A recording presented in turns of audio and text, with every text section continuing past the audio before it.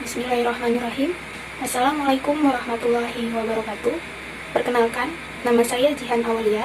Saya dari Universitas Pamulang, Fakultas Ekonomi Manajemen, dengan nomor induk mahasiswa 1910105419. Kali ini, saya akan membahas tentang struktur laporan keuangan bank umum.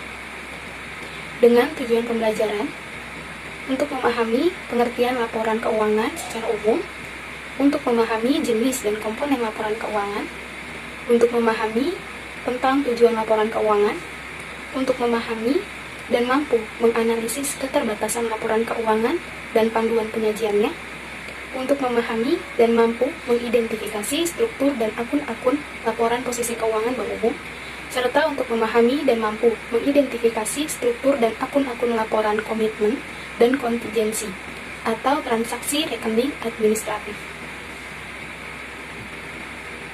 Sebelum lanjut pada pembahasan berikutnya, saya berharap mahasiswa memahami terlebih dahulu mengenai struktur dan karakteristik laporan keuangan bank yang bersifat spesifik.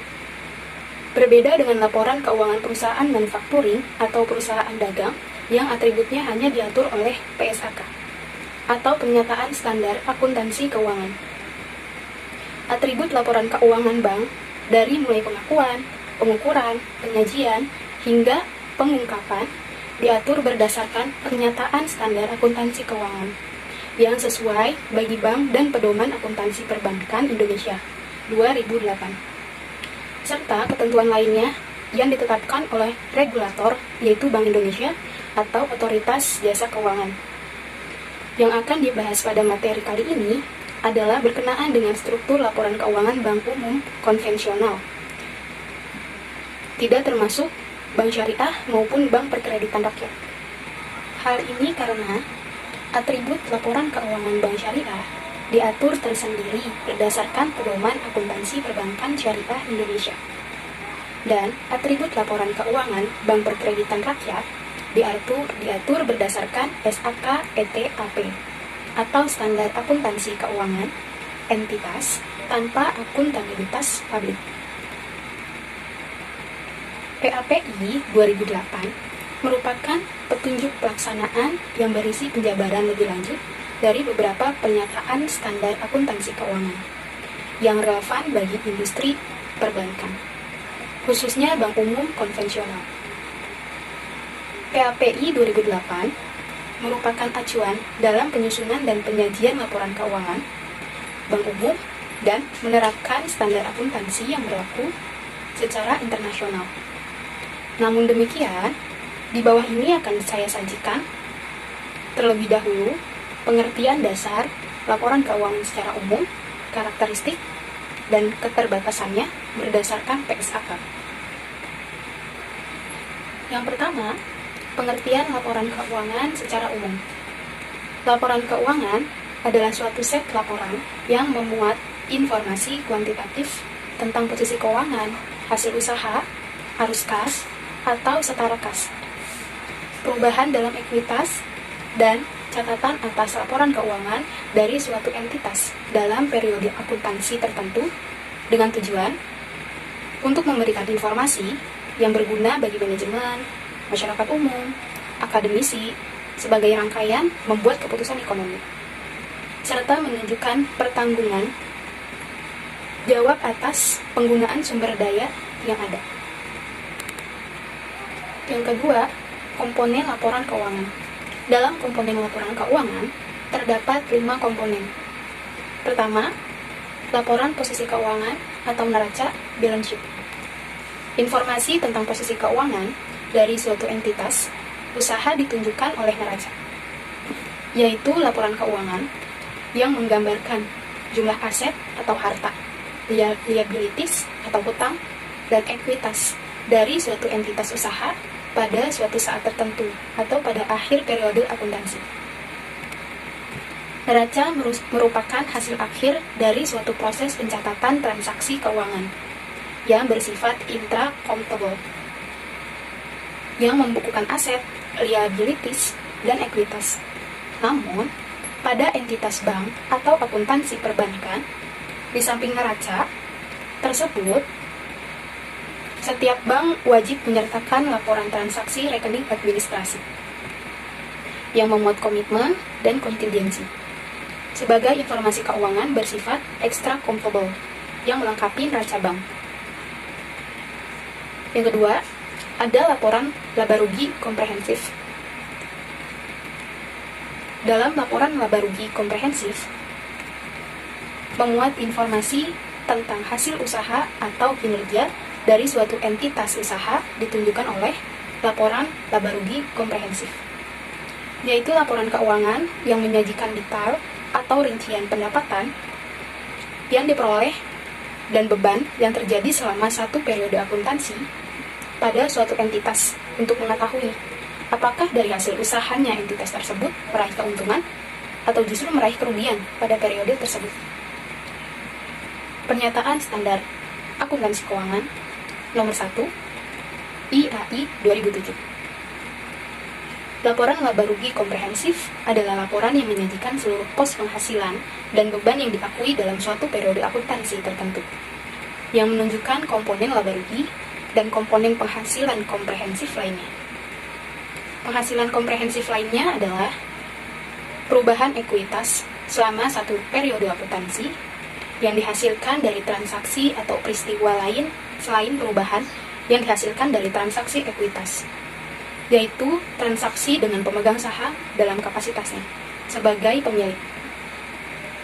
Pernyataan Standar Akuntansi Keuangan Nomor 1 IAI 2007. Yang ketiga, ada laporan perubahan ekuitas, di mana laporan perubahan ekuitas ini adalah laporan keuangan yang menyajikan informasi mengenai ekuitas suatu entitas usaha selama periode akuntansi tersebut, memberikan gambaran apakah ekuitas mengalami peningkatan atau penurunan aset atau kekayaan entitas yang diakibatkan oleh peraihan keuntungan atau kerugian selama satu periode akuntansi, dan jumlah dividen yang dibagikan kepada pemegang saham, serta nilai dividen per saham. Pernyataan Standar Akuntansi Keuangan IAI 2007. Dengan kata lain, laporan perubahan ekuitas mengungkapkan setiap perubahan yang timbul dari 1. Setoran modal dari pemilik, 2. Hasil usaha atau laba rugi, 3. Pos penghasilan dan laba komprehensif lain yang dapat diatribusikan kepada pemilik entitas, induk, dan yang dapat diatribusikan kepada kepentingan non-pengendali. Dan yang keempat, informasi tentang distribusi dividen kepada pemegang saham entitas induk, serta kelima, perubahan kepemilikan pada entitas anak. Komponen yang keempat yaitu laporan arus kas atau cash flow. Laporan arus kas ini adalah laporan keuangan yang menunjukkan penerimaan dan pengeluaran kas dan setara kas pada suatu entitas usaha selama periode akuntansi, yang dikelompokkan berdasarkan aktivitas operasi, investasi, dan pendanaan. Informasi tentang arus kas berguna bagi para pengguna laporan keuangan sebagai dasar untuk menilai kemampuan entitas usaha dalam menghasilkan kas dan setara kas, serta menilai kebutuhan penggunaan arus kas tersebut. Evaluasi tersebut untuk mengetahui bagaimana entitas perusahaan menghasilkan dan menggunakan kas dan setara kas, serta membelanjakan kas dan setara kas untuk membiayai kebutuhan operasi usaha, membiayai kebutuhan investasi, melunasi kewajiban liabilitas, dan membayar dividen kepada pemegang saham. Pernyataan Standar Akuntansi Keuangan IAI 2007. Yang kelima dalam komponen yaitu laporan lainnya, khusus untuk entitas perbankan. Khusus untuk entitas perbankan, di samping laporan keuangan standar tersebut pada butir A sampai dengan D, di atas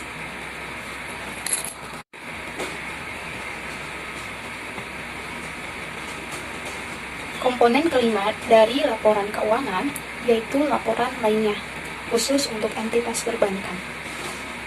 Bank wajib menyusun dan mempublikasikan laporan-laporan keuangan lainnya dan atau informasi keuangan lainnya secara bulanan, triwulan, semesteran, dan tahunan sebagai berikut. 1. Laporan transaksi rekening administratif atau TRA yang memuat kewajiban komitmen dan kontingensi. 2. Laporan transaksi derivatif atau spot, future, swap, lindung nilai. 3. Laporan kualitas aktiva produktif serta cadangan kerugian penurunan nilai. 4. Laporan posisi devisa neto. 5. Laporan kewajiban penyediaan modal minimum. Dari butir 1 dan 2, termasuk ke dalam pengertian laporan keuangan sebagai diatur dalam PAPI 2008, dan butir 3, 4, 5, termasuk ke dalam pengertian informasi kinerja keuangan sebagai diatur dalam PAPI 2008 dan ketentuan otoritas perbankan.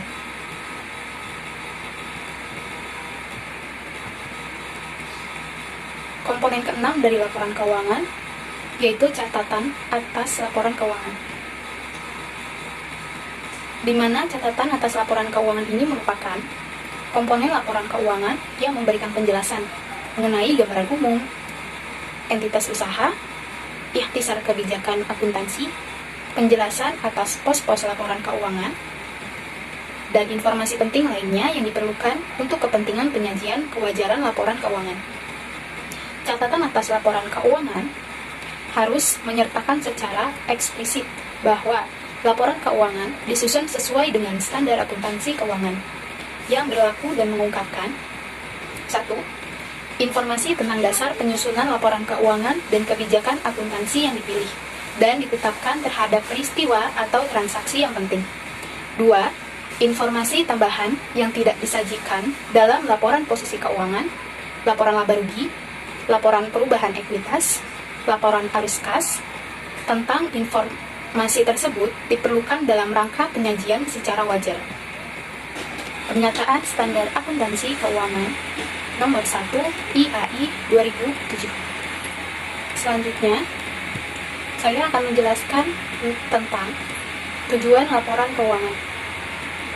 Menurut Pernyataan Standar Akuntansi Keuangan Nomor 1 IAI 2007, tujuan laporan keuangan adalah untuk memberikan informasi tentang posisi keuangan, kinerja hasil usaha, perubahan ekuitas, dan arus kas perusahaan yang bermanfaat bagi pengguna laporan keuangan untuk membuat keputusan ekonomi dan menunjukkan pertanggungjawaban manajemen atas penggunaan sumber daya yang dipercayakan kepada mereka. Untuk mencapai tujuan ini, laporan keuangan memberikan informasi tentang perusahaan yang meliputi: pertama, aset; kedua, kewajiban; ketiga, modal atau ekuitas; keempat, pendapatan dan beban, termasuk keuntungan dan kerugian; kelima, yaitu arus kas. Accounting Pension Board Statement mengklarifikasi tujuan laporan keuangan atas 3 tujuan, yaitu tujuan khusus, tujuan umum, dan tujuan kualitatif dari laporan keuangan. Di antaranya, tujuan khusus dari laporan keuangan adalah penyajian secara wajar dan sesuai dengan prinsip-prinsip akuntansi yang berlaku umum, posisi keuangan, hasil usaha, dan perubahan lain dalam posisi keuangan. Tujuan umum laporan keuangan adalah: pertama, untuk memberikan informasi yang dapat dipercaya tentang sumber-sumber ekonomi dan kewajiban bisnis untuk mengevaluasi keuntungan dan kerugian, menunjukkan pendanaan dan investasi, evaluasi kemampuan untuk memenuhi komitmennya, serta menunjukkan berbagai dasar sumber daya bagi pertumbuhannya. Yang kedua, untuk memberikan informasi yang dapat dipercaya tentang perubahan sumber daya bersih dari kegiatan usaha untuk membuat keputusan bagi investor terkait pengembangan dividen, menunjukkan kemampuan operasi perusahaan dalam membayar kewajiban kepada kreditor dan pemasok, menyediakan lapangan kerja bagi karyawan-karyawannya, membayar pajak, dan menghasilkan dana untuk ekspansi bisnis, memberikan informasi untuk perencanaan dan pengendalian terhadap manajemen, serta menyajikan keuntungan jangka panjang. Yang ketiga, untuk memberikan informasi keuangan yang dapat digunakan untuk memperkirakan potensi pendapatan bagi perusahaan. Yang keempat, untuk memberikan informasi lain yang diperlukan mengenai perubahan dan sumber daya ekonomi dan kewajiban. Yang kelima, untuk mengungkapkan informasi lain yang relevan dengan kebutuhan pengguna laporan. POJK nomor 6 tahun 2015.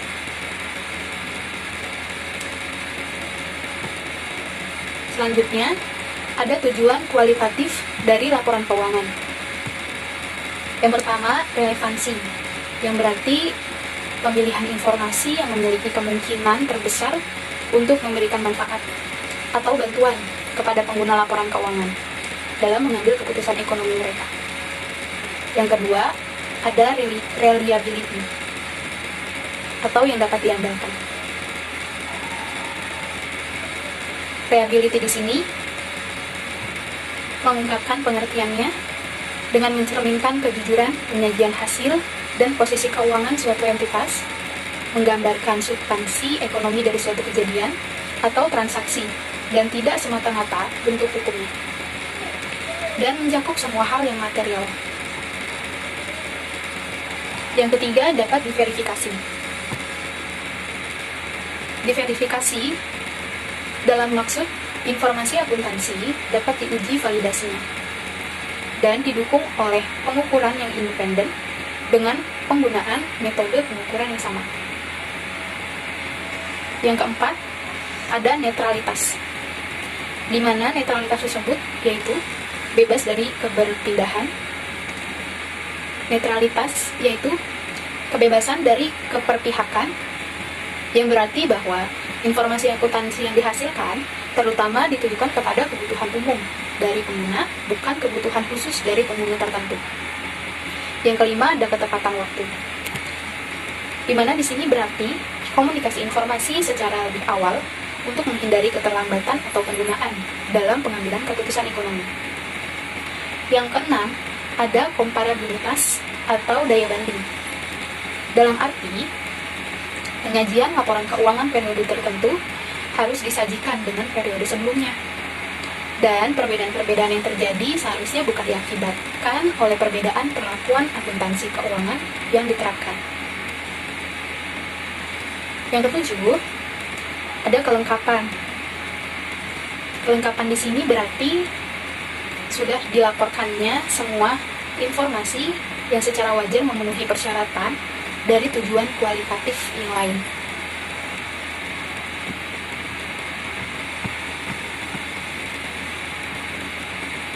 Ketujuh tujuan tersebut berdasarkan POJK No. 6 tahun 2015. Selanjutnya, ada keterbatasan laporan keuangan dan panduan penyajiannya.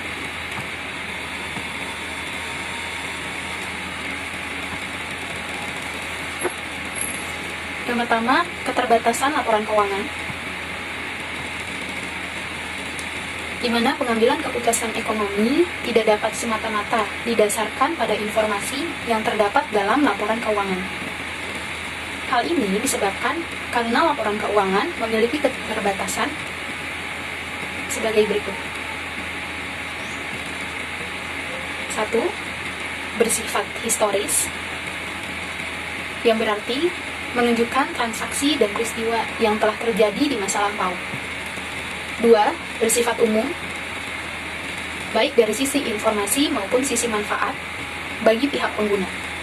Biasanya, informasi khusus yang diperlukan oleh bank tertentu tidak dapat secara langsung dipenuhi, hanya berdasarkan laporan keuangan semata. 3.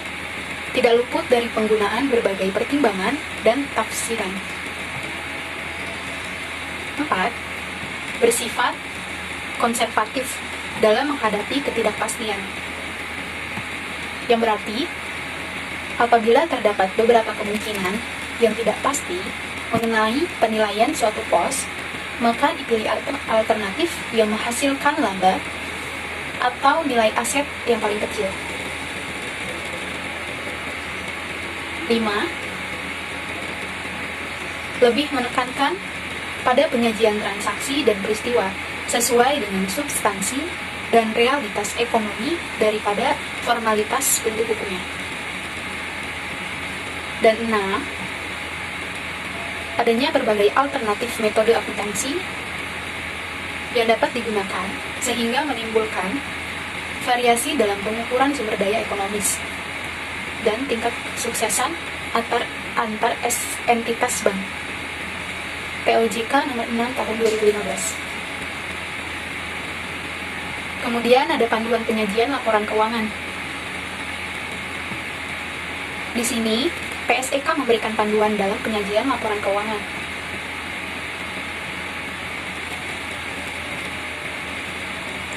Terdapat 6 penyajian laporan keuangan yang disebutkan oleh PSAK tersebut.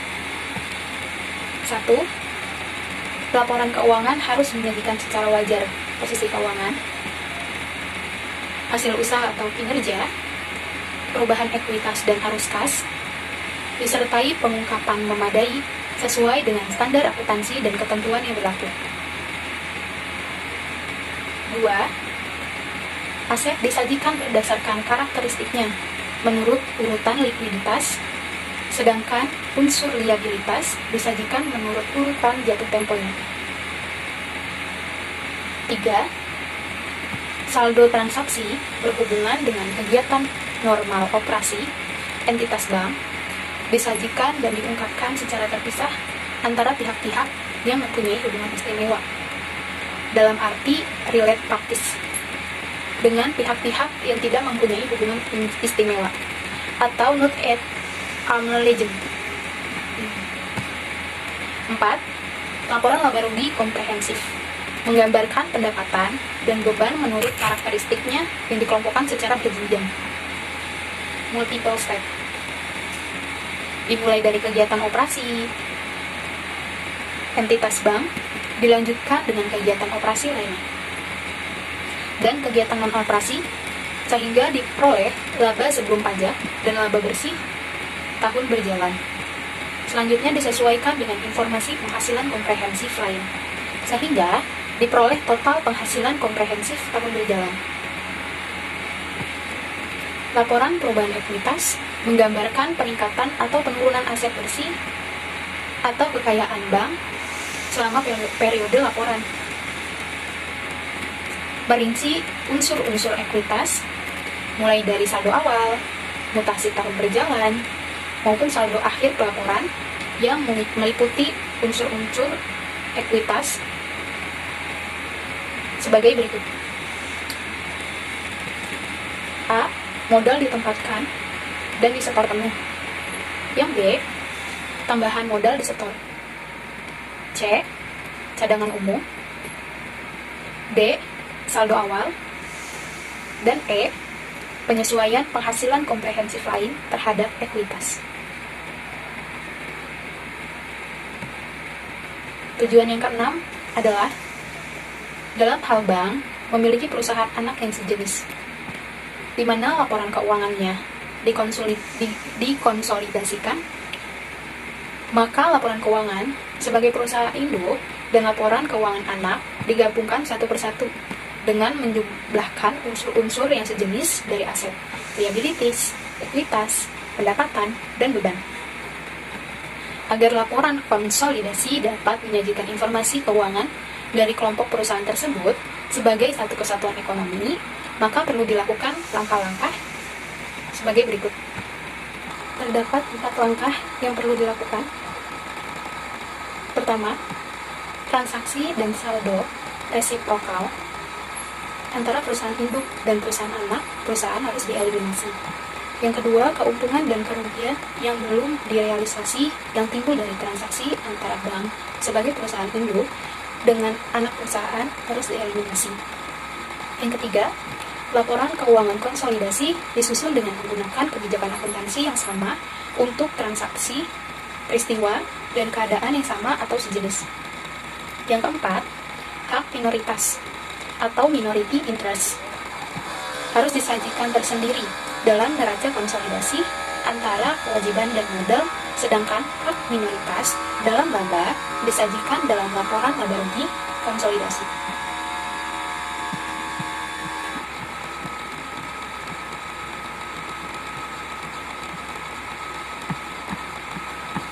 Selanjutnya,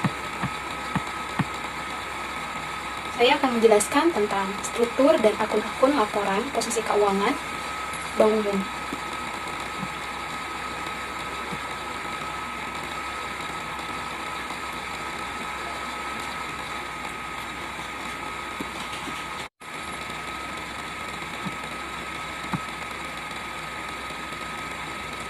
Selanjutnya, saya akan menjelaskan struktur dan akun-akun laporan posisi keuangan bank umum yang meliputi akun-akun aset, liabilitas, dan ekuitas bank, baik untuk bank secara individual maupun secara konsolidasi, yang disajikan secara komparatif antara posisi akhir periode akuntansi tahun berjalan dengan posisi akhir periode akuntansi tahun sebelumnya.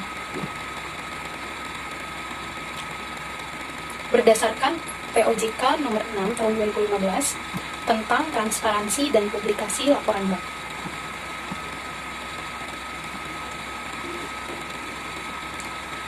Di tabel berikut dapat dilihat bahwa ada beberapa akun yang termasuk dalam akun aset. Di antaranya kas dan setara kas, penempatan pada Bank Indonesia, penempatan pada bank lain, tagihan spot dan derivatif, serta surat berharga yang di dalamnya diukur pada nilai wajar melalui laporan laba rugi, tersedia untuk dijual, dimiliki hingga jatuh tempo, pinjaman yang diberikan dan piutang. Kemudian surat berharga yang dijual dengan janji beli kembali atau repo. Tagihan atas surat berharga yang dibeli dengan janji dijual kembali atau reverse repo. Tagihan akseptasi kredit yang diberikan, penyertaan, cadangan kerugian penurunan nilai yang meliputi surat berharga, kredit diberikan, dan lainnya. Aset tetap dan inventaris, di mana meliputi akumulasi penyusutan aset tetap dan inventaris. Kemudian aset tidak berwujud, yang meliputi akumulasi amortisasi aset tidak berwujud. Aset non-produktif yang meliputi properti terbengkalai, aset yang diambil alih, rekening tunda, aset antar kantor, cadangan kerugian penurunan nilai dari aset non-keuangan, aset pajak tangguhan, dan aset lainnya. Kemudian akun-akun yang termasuk dalam liabilities, yaitu giro, tabungan, simpanan deposito berjangka, pinjaman dari Bank Indonesia, pinjaman dari bank lain, liabilitas spot dan derivatif, hutang surat berharga yang dijual dengan janji dibeli kembali atau repo, hutang akseptasi, surat berharga yang diterbitkan, dan pinjaman yang diterima, di mana pinjaman yang diterima ini meliputi pinjaman yang dapat diperhitungkan sebagai modal, dan pinjaman yang diterima lainnya. Kemudian setoran jaminan, liabilitas antar kantor atau neto, liabilitas pajak tangguhan, dan liabilitas lainnya. Kemudian akun-akun yang termasuk dalam akun ekuitas, yaitu modal disetor.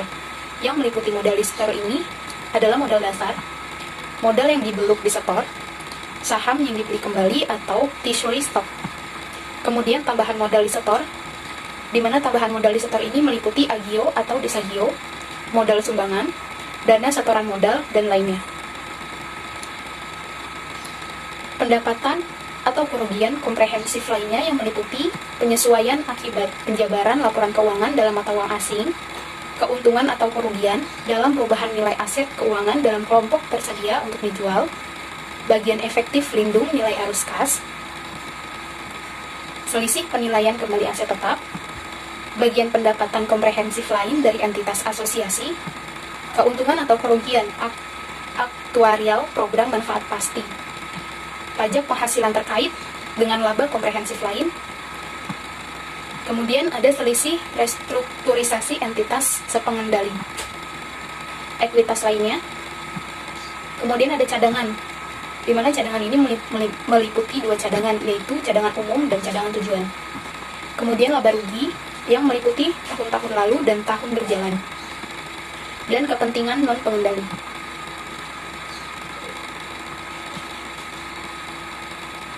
Berikut penjelasan dari akun kas dan setara kas. Akun kas dan setara kas adalah saldo kas dalam valuta rupiah dan valuta asing yang masih berlaku sebagai alat pembayaran yang sah, baik yang ada di kluis kantor bank, kas dalam perjalanan, maupun uang tunai di mesin ATM. Unsur-unsur saldo kas dan setara kas dalam neraca bank meliputi 1. Saldo kas uang tunai, baik valuta rupiah maupun valuta asing. 2. Giro pada Bank Indonesia, tapi tidak termasuk giro wajib minimum. 3. Giro pada bank lain. Kemudian penempatan pada Bank Indonesia, di mana penempatan pada Bank Indonesia ini berjangka pendek, baik dalam valuta rupiah maupun dalam valuta asing.